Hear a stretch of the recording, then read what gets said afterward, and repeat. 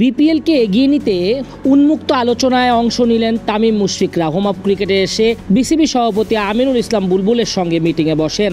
দীর্ঘদিন ধরে মাঠে গড়ালেও বাংলাদেশ প্রিমিয়ার লিগ বিপিএল এখনও আইপিএল, পিএসএল বা বিগ ব্যাশের মতো প্রভাব ফেলতে পারেনি। টুর্নামেন্টের মান, পরিকল্পনা, আয়োজন নিয়ে নিয়মিত আলোচনা হয়। তবে এই লিগকে সত্যিকারের বিশ্বমানের করতে কিছু গুরুত্বপূর্ণ বাস্তবসম্মত পদক্ষেপ নেওয়া জরুরি। এ লক্ষ্যে বিপিএল গভর্নিং কাউন্সিল সোমবার আয়োজন করেছিল একটা গুরুত্বপূর্ণ উন্মুক্ত আলোচনা পর্ব, যার শিরোনাম ছিল বিপিএল প্লেয়ার্স মাইক।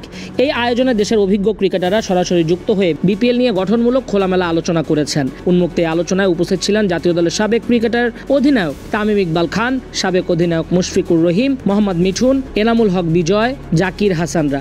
ভিডিও কলে অংশ নেন নাজমুল হোসেন শান্ত।